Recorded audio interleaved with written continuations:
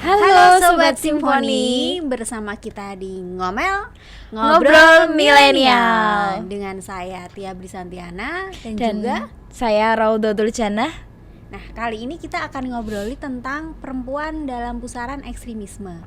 Jadi kali ini kita tuh ngobroli apa sih, gimana sih peran perempuan gitu. Kenapa sekarang perempuan itu juga tertarik dalam ekstremisme. Nah, kali ini kita ada narasumber, yaitu sahabat Simfoni juga ya.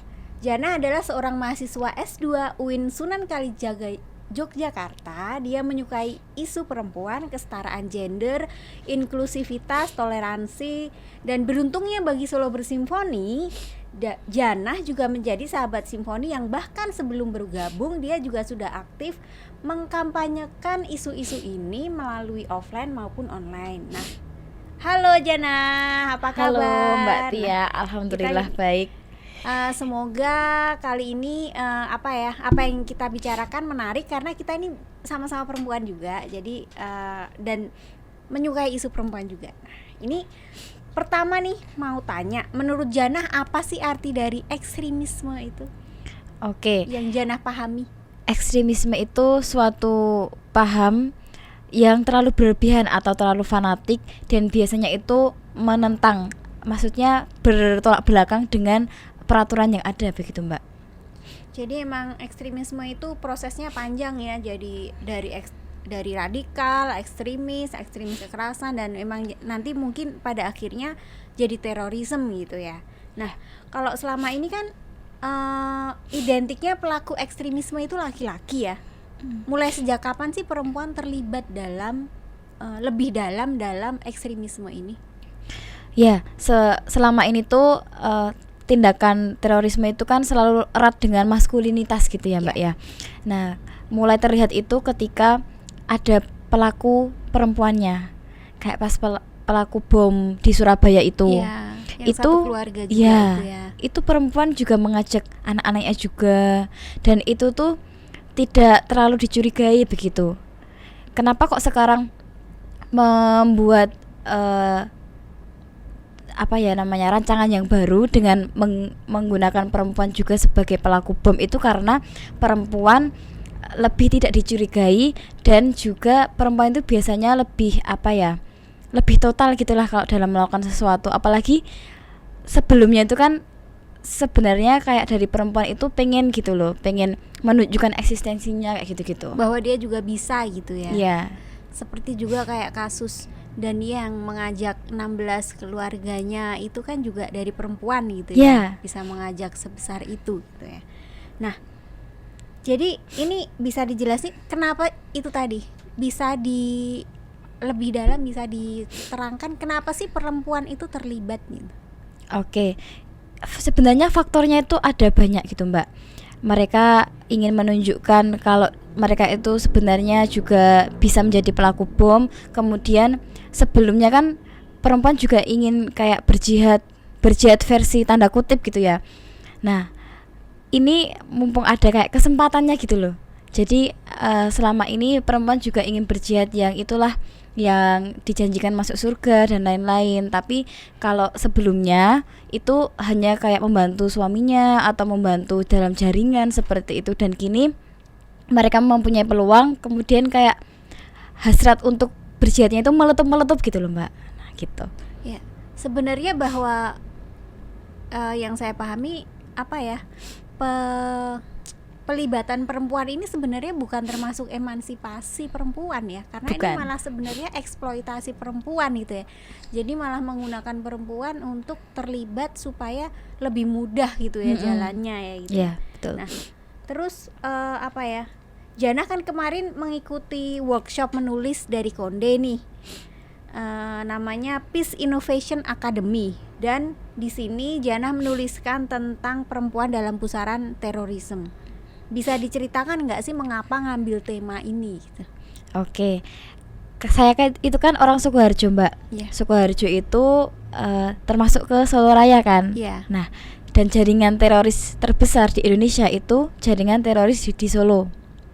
Selama ini ketika media menyorot itu kan lebih kepada Solo ini ladangnya teroris, Solo gini gini gini.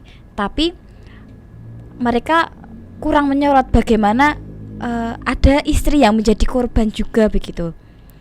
Dan istri itu mau nggak mau menjadi kepala keluarga dadakan gitu kan ya Mbak. Dia harus menanggung beban banyak gitu.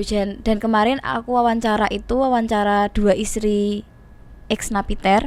Itu tuh mereka masing-masing punya anak yang banyak gitu loh Mbak. Yang satu anaknya 4, yang satu anaknya 3, dan usianya itu masih terlalu dekat gitu, apalagi yang anaknya 4 itu masih kecil-kecil. Masih kecil juga ya pastinya ya. Jadi emang stigmanya perempuan itu juga gimana mereka juga pengen janah angkat gitu ya. Gimana sih perasaan perempuan, karena selama ini memang sudah mereka dapat beban ganda, mereka juga nggak diperhatikan gitu ya ibaratnya. Betul. Ya. Nah, jadi waktu proses penulisannya itu apakah mengalami kendala atau kesulitan atau gimana Jana? Kalau kendala sebenarnya ada Mbak. Jadi kemarin sempat ada istri ex napiter lain yang saya ingin wawancara itu merasa keberatan. Saya kurang tahu karena apa. Sepertinya itu karena itu tadi stigma yang melekat di dia kayak gitu kan Mbak. Dan kemarin pun ketika saya menulis ini itu dari yang saya wawancara itu berkata, loh ini dimuat ya Mbak? Iya Ibu, seperti yang saya jelaskan kemarin. Saya tuh sebenarnya gini Mbak, merasa kayak mengulik kisah yang lama gitu loh. Jadi kayak traumanya dia dulu, sakitnya dia gitu ya. Iya, tapi kemudian saya jelaskan bahwa ini tuh supaya masyarakat itu nggak ngejudge istri ex napiter tuh kayak gini gitu Bu. Karena 2 istri ex napiter yang saya wawancara itu mereka nggak tahu menau suaminya itu tuh terlibat gitu. Bahkan yang satunya itu sebenarnya suaminya itu bukan napiter tapi korban gitu. Salah jadi paham gitu. Iya, dia membantu temannya, ternyata temannya itu teroris gitu. Dia nggak tahu gitu Mbak. Gitu. Jadi emang mereka ini berdaya gitu ya. Mereka ini juga ibaratnya kan selama ini mungkin dianggapnya perempuan itu tidak berdaya itu, tapi mereka akhirnya berdaya gitu ya, secara ekonomi, secara apa ya, pengambilan keputusan di rumah gitu ya. Nah, terus menurut Jana apakah ada apa ya dukungan dari negara gitu atau undang-undang atau peraturan tentang untuk mereka gitu, apakah atau ada misalnya pemberdayaan supaya mereka itu bisa bertahan gitu, bertahan hidup dan lain-lain gitu, apakah ada? Kalau dari hasil wawancara kemarin itu tuh gini Mbak, yang istri yang A itu mengatakan bahwa beberapa kali menerima bantuan dari negara, tapi ada juga yang dari suatu yayasan begitu.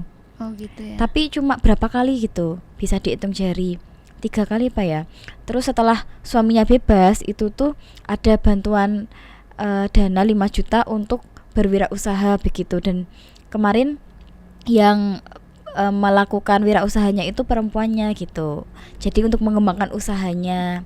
Kalau yang istri yang satunya itu dia malah nggak mendapat bantuan dari pemerintah sama sekali gitu.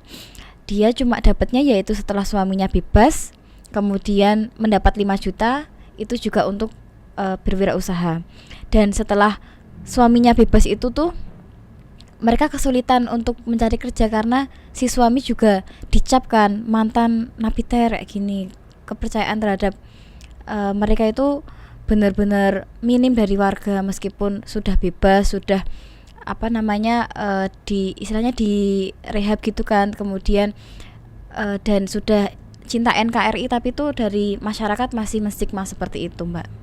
Kalau misalnya kayak apa ya, kenapa alasannya kok perempuannya gitu yang bikin usaha gitu? Karena selama suaminya itu di penjara, itu kan istri mau nggak mau harus bertahan hidup, harus mencari nafkah gitu kan Mbak. Dan karena anaknya masih kecil-kecil, nggak bisa ninggalin rumah juga. Akhirnya mereka mencari nafkahnya dengan gimana caranya berwirausaha di rumah gitu Mbak. Oh, supaya ibaratnya dia juga bisa di rumah tapi dia juga tetap menghasilkan usaha perekonomiannya tetap jalan gitu ya. Iya. Itu kalau untuk anak-anaknya apakah juga ada yang ngayomin gitu ya, karena nggak kebayang ya anak-anak kecil ini gimana perasaannya gitu. Nggak ada yang ngayomin nggak Mbak. Jadi ada tuh anaknya yang sampai kayak frustasi gitu karena anaknya itu cowok, dia tuh emang sebelumnya udah tertutup gitu kan ya, terus ditambah ada kasus bapaknya tertangkap karena sebagai pelaku teror. Itu dia mungkin kayak di sekolah ada cemoohan dari temannya atau gimana, kayak bulian gitu ya. Ibunya juga nggak tahu karena si anak tuh nggak pernah bercerita, tetapi ibunya hanya mengira-ngira dari pelaku anaknya kok dia itu semakin tertutup ya, semakin pendiam, itu kenapa, atau dia itu tertekan, tapi yo nggak berani nanya ibunya gitu.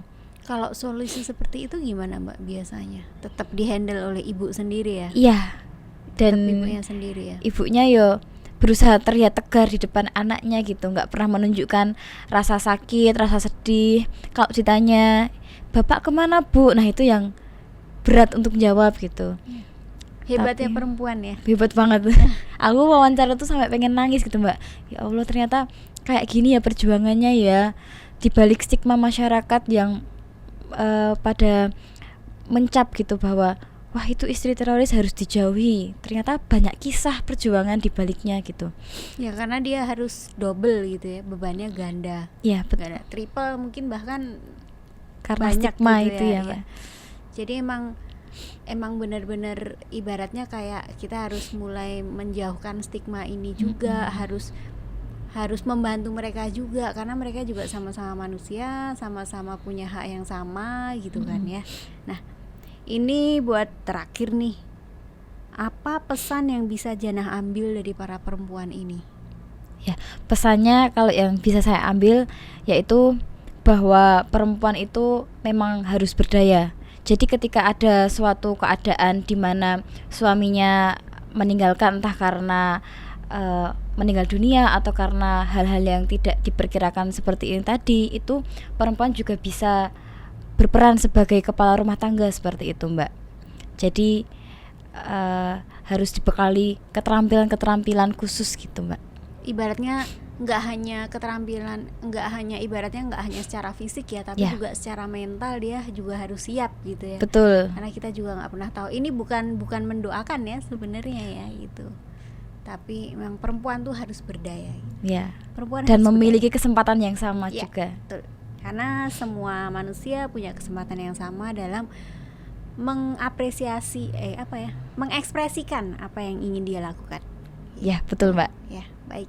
Terima kasih Mbak Janah sudah mau berkunjung ke Solo Bersimfoni, sudah mau menjadi sahabat simfoni dan juga mau berbagi cerita tentang perempuan. Semoga langkah-langkah Mbak Janah dalam menyuarakan kisah perempuan marginal ya, apapun itu tetap didukung oleh banyak orang, dan juga supaya semua orang mendapatkan haknya yang sebaik-baiknya di negara Indonesia. Terima kasih. Amin. Sampai jumpa sahabat simfoni. Sampai jumpa lagi di ngomel lain waktu. Salam toleransi. Mari kita menjaga toleransi untuk negeri. Dadah.